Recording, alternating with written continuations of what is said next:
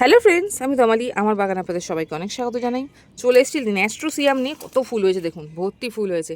ছোট্ট একটাখানে ওই সেই সেম চ্যাপটা গামলাতে বসানো আছে। বালি মাটি সিন্ডার মিশিয়ে খাবার হিসাবে শুধু খোল পচা আর ব্যালেন্স এনপিকে, পেস্টিসাইড স্প্রে, ঠান্ডা জলের স্প্রে, আর কিচ্ছু নাই। দেখুন মাটি দেখুন, বালি মাটি সিন্ডার সব মেশানো আছে। দেখুন মাটিতে এইমাত্র জল দিয়েছি, বুঝতে পারবেন তার মধ্যে কত কী আছে। এই দেখুন, এই সিন্ডার কুচি। তো এইটুকুই আছে, কিন্তু এর মধ্যে কিন্তু সমস্ত গাছের জন্য তাই আছে।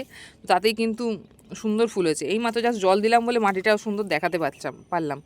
আর এই বীজগুলো এখন শুরু হয়ে যাচ্ছে। এই যে বীজ, এই বীজগুলো কিন্তু রেখে দিতে হবে। এই বীজগুলো যদি শুকিয়ে রেখে দেন, পরের বছর 100% আপনার এই গাছ হয়ে যাবে। দুটো কালার আছে এখানে, অরেঞ্জ আর হলুদ। দুটো গাছ বসিয়েছিলাম, তো দুটো গাছই খুব সুন্দর ঝাড়ালো ফুল হয়েছে। অনেকে বলে এটা নাকি খায়, ফুলটা না পাতাটা কি একটা খায় স্যালাড হিসাবে। আমি কোনদিন খেয়ে টেস্ট করে দেখিনি বাবা, খেয়ে আবার হিতে বিপরীত হবে, তবে আমার গাছগুলোকে জল দেবে কে ওই জন্য খাইনি, কিন্তু দেখতে ভালো লাগে। শীতকালে হয়।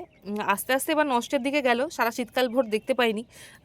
এই দেখুন, এখানে আবার একটা অন্যরকম শেডের কালার হয়েছে, আপনাদের দেখাতে গিয়ে চোখে পড়লো।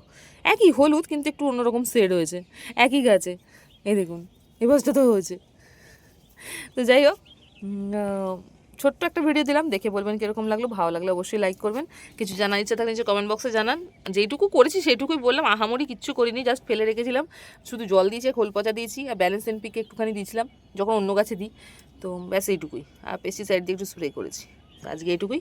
আগামীকাল আবার দেখাবে অন্য কোনো গাছের ভিডিও নিয়ে। ভালো লাগলে অবশ্যই লাইক করবেন। কিছু জানার ইচ্ছা থাকলে নিচে কমেন্ট বক্সে জানান। যখনই সুযোগ পাবো বলে হেল্প করার অবশ্যই চেষ্টা করব। আগামীকাল আবার দেখাবে অন্য কোনো গাছের ভিডিও নিয়ে।